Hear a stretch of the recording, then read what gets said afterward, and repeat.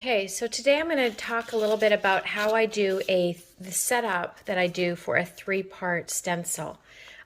This is a three-part silk screen stencil, so these are silk screens that I've custom made. Um, they're a little bit tricky to see. I'm going to hold it against this blue backing just so that you can, I just washed this one so it's a little bit wet. Okay, so you can see the stencil part. So this is going to be my step one. And then I have two other ones that just have bars on them. And this is going to be number 2. And this is going to be number 3. So I'm going to show you how I go through and would set this up to get a consistent result on 100 logo cookies for a customer. Okay, so let's talk a little bit about the icing. Icing is going to be the important part to your success with your stencils. You want it to be... It's like a piping consistency. Okay, so when I lift my spatula out, my curl, this might be actually a little bit thick. I would maybe loosen this up just a tad. You want that curl to kind of bend over on the top. So what I'm going to do is I'm going to go and grab my water bottle. Okay, so I'm going to give it just a little tiny squirt, like just a little bit of water.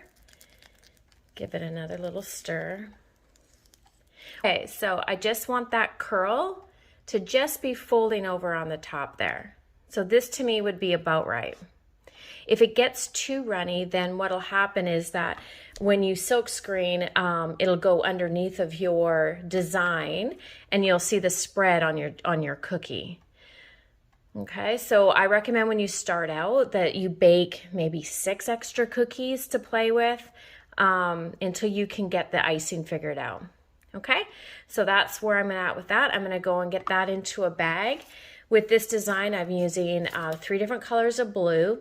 Luckily, I just happened to have an order last week that actually had these colors of blue, so that worked out well. Okay, I'm going to get this put into a bag. All right, so the things that you're going to need. A clipboard. This is what I'll use, how I use to get the placement right on consistently across a set of cookies. A little anti-slip mat for the cookie to sit on. You'll need your alligator clip. I use 4x12 bags, and you'll see how this is all going to come together here in a minute. So these are just what I use for heat sealing cookies. That's what's going to hold our design. I've got my icing. I've got a paper towel to wipe my spatula off. And the spatula, this is the only thing I use to silkscreen with. I tried a lot of different applicators. This I find to be the best. It's from, I think it's just a Wilton spatula from Joanne Fabrics. I just like it's got a little bit of flex to it. I didn't like the hard scrapers. I just found that they didn't work as well for me. But it's all going to be up to your personal preference. So just play around with a few different types of applicators and see what works for you. Okay, and then cookies. My cookies were flooded last night. You want to make sure that your surface is really dry because you're going to be scraping fairly hard across the top of the surface. Okay, let's go ahead and so I'm going to pop my stencil into my clipboard. When I custom make and sell silk screens. So when I custom make them, they always have an extra inch or so on the top, and that allows for getting placed underneath the clip. Okay, so put that in there. You want to have your cookie down in place, even though initially we're not going to be stenciling right on the cookie. This is just getting us set up for the stencils. Okay, so, but you need this here because you need that height. If I were to set this up, let me go ahead and get this in place so you can see what I'm talking about. My bags have a seam, so I always make sure that seam is down. I'm going to put my bag in place. I'm going to clip it around the board. Clip it in place. Okay, and then you want to make sure and have that cookie there. Because if I go ahead and do this step here, what I'm doing is I am lining this up on here. I'm not stenciling on the cookie right now. All I'm doing is creating my placement guide. Okay, so it doesn't really matter too much about where it is on the cookie. I just need that surface to stencil on. So let's go ahead and I'll just go ahead and do this, and then I'll explain in a minute what I'm talking about with the cookie. So I'm going to lay down some icing, and I'm just going to scrape that across. I keep my applicator fairly vertical, and just make sure you get to all your edges. This one's got these little lines that go down to the bottom. I scrape off the excess. If I've got too much on my spatula, I scrape that off. And then you want to make sure that your stencil is nice and clean. This is going to give you a nice clean stencil on your cookie. Okay, so then I'm going to pull that back out of the way. And there, this is now my placement guide. I'm just on the cellophane bag. Okay, now if I didn't have that cookie there when I did that and set this up, when I put the cookie under, it's going to be in a different placement. So you need that surface on there when you're initially making your transfer guide. Okay, so now I'm going to just get that lined up on the cookie. I like it there. I'm going to pull this back.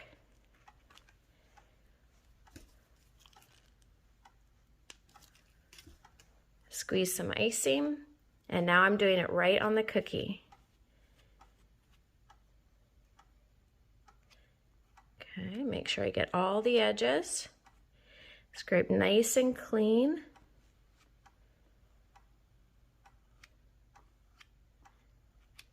Okay, and then lift back slowly.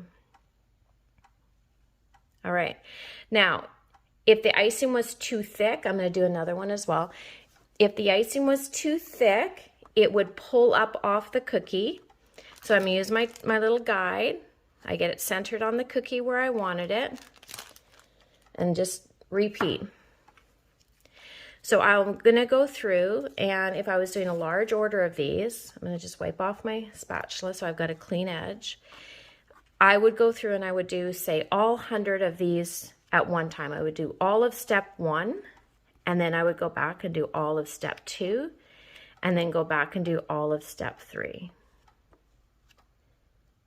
Okay, nice and clean.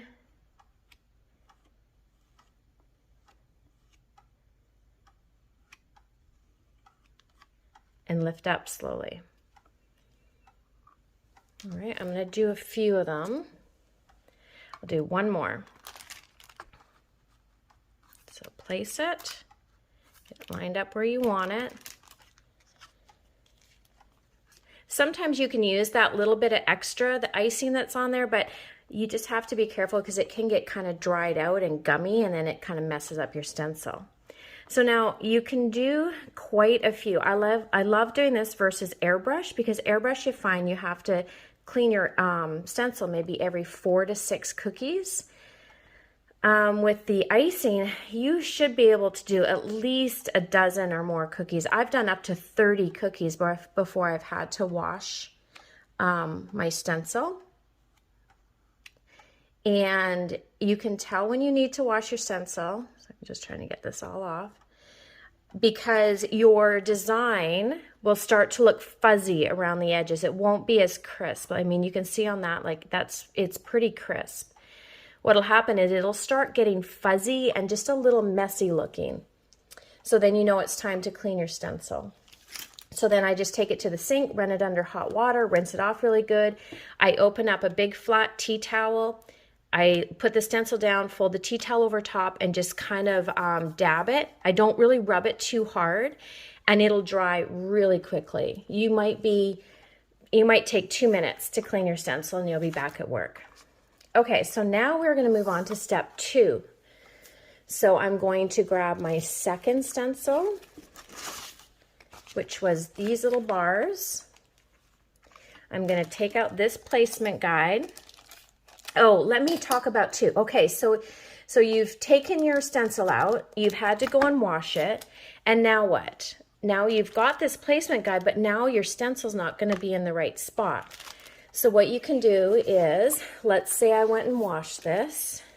I might actually have to go and wash it, but let's try this. Okay, so I gotta cut these little hairs off the end of this silk screen. Okay, there we go. Get that in there. So now I've got to try and get these two lined up, or you can do another placement guide, but I hate to be so wasteful, so I try not to do that. And let's make sure this isn't wet. If it's wet on the outside underneath, you can end up leaving a mark on your cookie. Okay, so now I need to get this lined up with this again. So let me grab a plain cookie, because that's what we would be doing, is we would have a plain cookie under here. I've got my guide, and now I need to get this stencil lined up with the guide again. So I'm just going to eyeball that. It's going to take a little bit of fiddling. Make sure I'm pulling tight on this, because see, if I move that, then it affects. That actually looks pretty good. That one went pretty well. Sometimes it takes a little fiddling back and forth to get this to jive with this again, to jive with your placement guide. Okay, so that's what I would do. So I would set this guide aside, and I would come back to it if I needed it.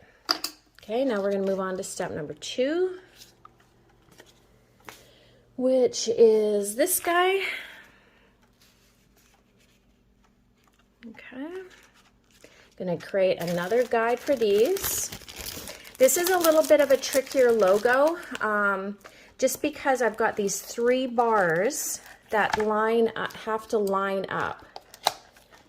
And you'll see what I mean in a sec here. So there's not a lot of wiggle room. Okay, so I'm going to straighten this bag. There we go. Okay, so now these bars are the next color of blue. So I'm just creating my placement guide. Wipe off my spatula, get rid of that blue, the darker blue. Okay. Do my 2 little bars.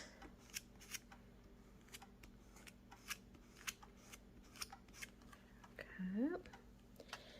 Now, pull that aside. Let's get one of my cookies that we've already done step 1 on. Now, the fun part is getting this lined up. So, if you're doing a 1-step silkscreen stencil, you can whip through a lot of cookies really quickly.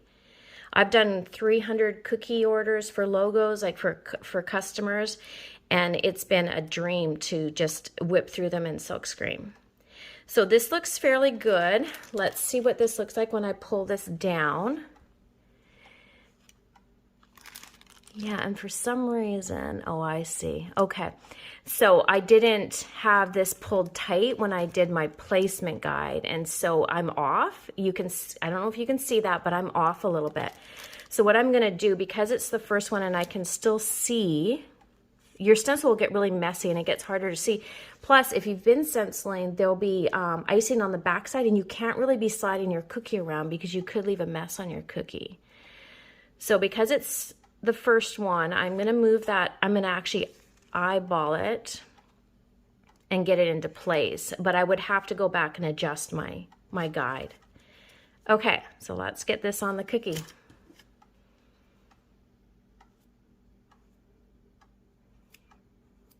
Okay, nice and clean. And there you go. Okay, so let's do the other one.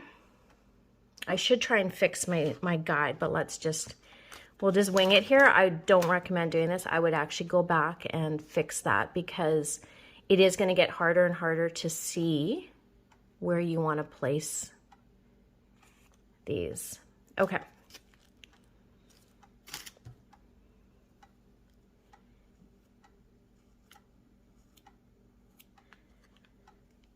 All right, looking good. Okay, and let's do one more.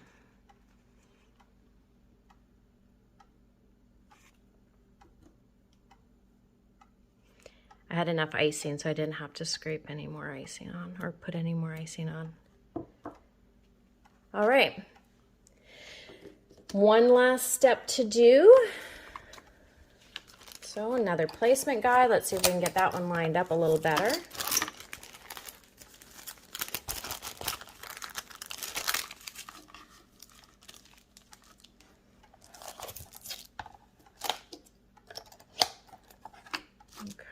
see, and the last bars on the outer edge.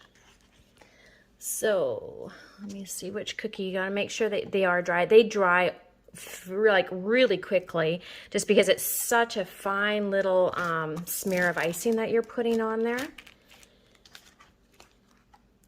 So this is just creating my guide, so it doesn't matter really where I'm at on my cookie. Clean off this blue off of my spatula. Okay. Creating my last bars.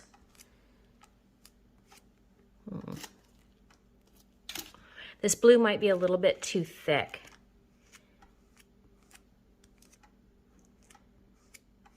But we will see. Okay, so there's my guide. Now let's get it centered on the cookie.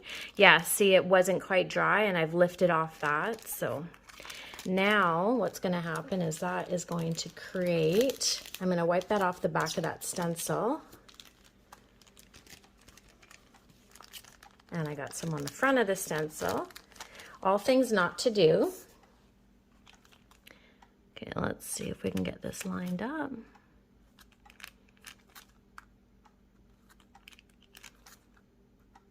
The 3-part stencils and the 2-part stencils are definitely going to be more time consuming, but I find still such a nice result compared to airbrushing. Okay, so that looks about right. Let's see how I did with this one here. Yeah, I still didn't pull it down tight enough. So when I'm creating my stencil, I think I'm not pulling my silk down enough. So I'm going to also eyeball this one. So, all right, that looks good. Icing.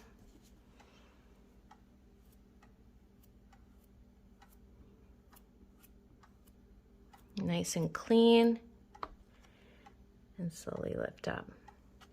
Okay, so this is an example of my icing being a little bit too thick. It's pulling up off of the cookie. So I had done this icing last night and I should have probably remixed it and looked at it. Let's try one more and see. But yeah, I would, so if I was doing that, I would go back in and I would remix it and add a little bit more water to it, just so that it's sticking on the cookie a little bit better. Okay, let's see where we are. Yeah, I need to pull that down. So both of these I didn't line up very well, so don't do as I do. Okay, icing.